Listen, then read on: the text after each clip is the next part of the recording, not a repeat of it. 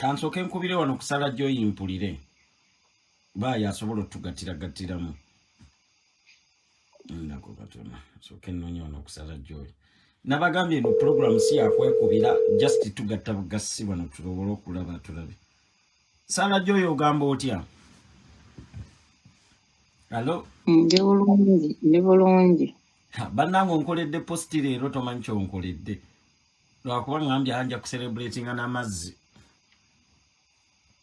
Ze bulungi. Abantu banvu masala Joy byonna wabiraba. Naye leero ba Iron Lady munzukuse ne ngamba maama kanziremu ku maani. Happy New Year. Happy New Year.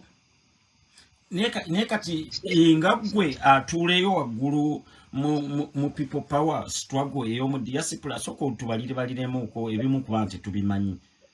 soko otubuuseemuko abantu abo twali ebintu ebyantu twali tusazeewo tusirike abantu bakole okubanga wano gwali mukisa gwe yali afunye engundi naye abantu abo batusibyeko akanyaga ate Lumbuye bagenda omukoza ensobya abangi kubanga ayina wano kigrupu kyakolagana nakyo mu America kyekigenda wano okusooka okumukoza ensobi nababa wali eri juzi bamugambye era gamba diaspora n'abagiwe bakuba Lubongoye enkya neggula abantu abo naye nga breakdown abajagala njaggiba breakdown kuliko Sente eza accommodating amujjukira Wameri yagenda Itaki Wameri yagenda Itaki ne muwadwa air tickets zakozesebwanga ne accommodation abo tickets zaabwe na accommodation zatwala Sente ekyo kimu lawyer waabwe lawyer oyo lawyer gwe bahayalinga Itaki yatwala Sente okuyingira musango ogwo waliwo Sente ezasigala e Netherlands waliwo gwe bayita oyo Niko omusajja oyo omuzungu omumanyi oyo abo bagamba nabo baali balooya ba Lumbuye batwala $4,450 oyo Susan ne Bawe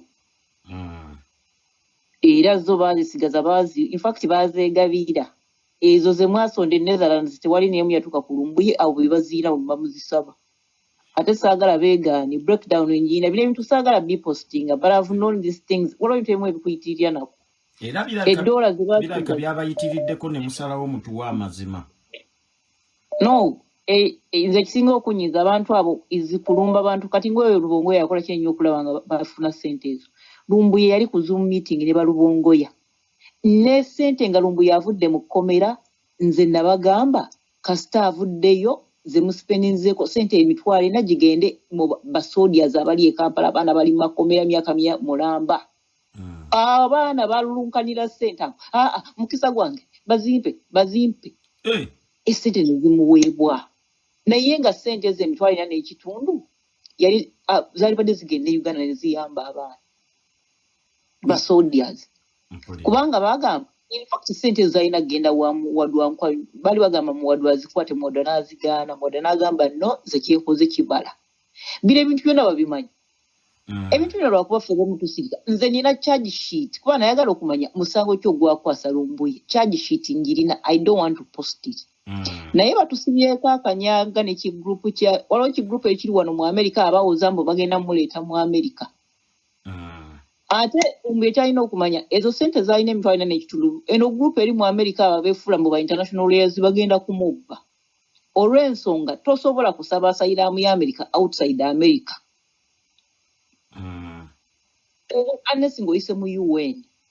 nga UN yagenda okuleeta ng'oli mu kampu ya UN ng'abantu ba LGBT bwe beewaayo ng'ebyo ng'oby ebiki ng'oli mu UN mu kampu munda ate UN togibuulira nsi mwe kutwala mukisa gukwata bukwasire kuta mu America era UN abamu ebatwala UK emwe batwala ekutwala Canada kisinziira naye abantu batusibye kanyaga bakuba buli muntu bakola kinaye nga ddala butuufu waki abaana abo teboogera bonna eyo na group ekimanyi nti Lumbuye's case was overstated yali political anti kyekyasinga nange okunnuma lwaki tebajja ne boogera amazima ate kati byonna baali babirese ne mugamba omanyi kale ekintu mulimu ekintu ekiyitawo bali abo bonna ab'e Kampala abo oliemu abo baalya ssente empitirivu nnyo baabuukira etokota ne bafera Museveni ssente empitirivu nnyo tumuleeta tumutadde ku myoyo tumuleeta era oyo Museveni bakyamubba nnyo abo era kyemmanyi waliwo abaali emabega w'oliemu okusika ssente tavuga kati buukira kino kirimu ssente abo n'abasajja abavaayo e Kampala nga tebalina Lumbuye bamukwatira bintu birala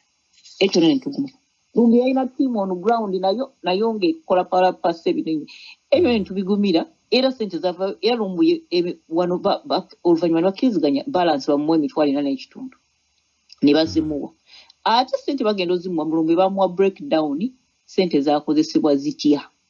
ne ono Susan alina ssente yasigaza ennyo 5 Lumbuye amumanyi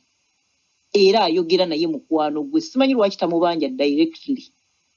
buli chapter ya contributing ssente zaayo Lumbuye bamukwasa buli akulira chapter ne ssente zerina ebyo naye agatu biposting ebyo nambirina naye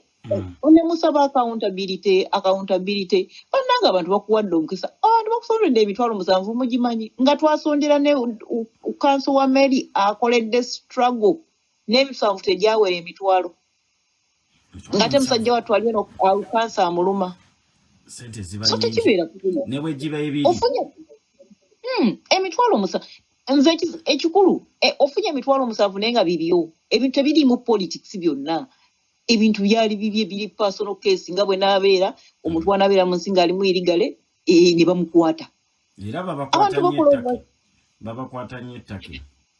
ezo ensi z'abawalabu definitely kubanga tebaliimu teziringa zino ensi ezaffe nti nja kutuuka neweeyo nsaba asayiraamu ensi ezaabwe ezo ensi tezigaba asayiraamu so those cases zibeeramu naye batuggyeko akanyaaga ate nze manyi bagendako era enkyabo fere tutya kutuvuma ate biki ennyo bagenda kugamba oli malaaya oli ki twabigumira dda ate nze anvuma era nze Lumbuye tagezaako okunvuma kuba byonna kasasiro muyina nja mupostinga ne private chats zonna nja zipostinga ziyabeeramu ne baleaders era abajjaku era abaleaders bagenda kunyigira bunyigiza kuba byonna nja biteekayo nze nagwadde eddalu ekintu bakireke tosaba accountability amazima agamanyi abayina ssente abazisigaza nabo baclaiminga they were his lawyers nabo bakola balina bye bakola ezo ssente ate n'omusanvu teyali gufunye ezo ssente abantu bavuma bali mu kulumba ba protectinga ssente zo kuba mu beginning nkubuulira waliwo kigrupu mu Amerikano kyavayo ne kigamba be balooya ba Lumbuye baali basika emitwalo 7 wawuliryako olwoyo yali omufere kati ekintu ate ekyo kyekyalo yali omufere kyatutabula nnyo kubanga oyo looya teyali amumanyi nga bamusaba address wali tajogera nga tayagala ngamugamba twagala kukula batukuwa ssente omusajja tavaayo ne bagamba omusajja ono gutamanyi ngeno grupu ya Amerika waliwo bali abantu babiri nogamba era ffe balooya be paati wakiwa mulabe yavuddeko paati yalwana nnyo bannange mukimanye UK bwe breaking ano dance okimanyi ku mitwalo egy'omusanvu UK yasolooza emitwalo 3 egya pawundi abafamisha abaso ku mitwalo 7 emitwalo 3 egya pawundi gyava London in fact ku kintu kya Lumbuye UK yasinga okusonda ssente namulabira paati ya participating nnyo UK yasonda emitwalo 3 plus egya pawundi mugikyuse mu Uganda kati paati bw'omulaba nga ali bwe gibeera emitwalo 3 egya pawundi giba gifuuka eno egya $. In fact nedda UK kandabe emisente za UK kubanga ndaba ka list UK yasonda emitwalo 26 egya pawundi almost emitwalo 3 US yasonda US naye yasonda ssente emitwalo bijali obanga 2 mulimu kati nze ndaba mulimu abantu abakuba enduulu neddala butuufu ne bikutabula abantu nina breakdown ya ssente zonna baani abazisonda baani abawaayo ssente baani abakola byonna tubirina because nze I wanted proof exactly what happened naye ekikulu Lumbuye ssente yazifuna ayise engalo mu maaso ayinza n'okuba gye emitwalo 7 byalikoze obulamu bwe bwonna nga tagifunyeeko era gye yafuna n'ekitundu gye yasigazaawo kuba ziyo endala zaakola legal case ye n'okulaba ng'ava mu kkomera n'okukimanya so kyattractinga nnyo media ne bamugamba eri gye muzza wali unsafe era kyemmanyi ali awo naye alina okufuluma okuvaawo talina kubeera with time naye fe amagezi gemuwa abantu abamuliko mbamanyi naye abamanyi ejo n'ekitundu ajja kukoma wasabi bagenda kuzirya kubanga ate bali bubi nnyo balimu manyi zino ensi z'ebulamu mbeeramu abantu nga era abanaku nabo nga baavu ku mitima bagenda kumulyako Sente oyo kasasiro gwabaddemu nti bamuleeta mu Amerika naye asayiramu bayisabira mu Amerika kyokka ng'ali taki mumuwa amagezi abali awo kumpi nze n'amagezi gemuwa ayingire Greece bw'ayingira Greece ne yeewaayo bayingiriyeyo ku mazzi asale busaza ayingire Netherlands awo yeweereye wabwe ebyo bintu byangu nnyo naawe obimanyi oba agende Germany oba ayingire Sweden yeweereye awo yingira ku mazzi tuula ku wiiki n'ababula bakugenda okuwuliza ng'oli weweereyo mu nsi ezo ayina story ennyangu nnyo mu West Asylum story ye nnungi nnyo nena asylum mu nsi ezangu y'asylum oyo wiiki emu aba afuna naye batuggyeko akanyaga accountability Lumbuye yali ku Zoom meeting Lumbuye Lubongoya ne ba leaders abalala Lumbuye accountability agimanyi kati ojja okujja okulabisa abantu nga privately nze nina chats ne Lumbuye ne ba leaders abamu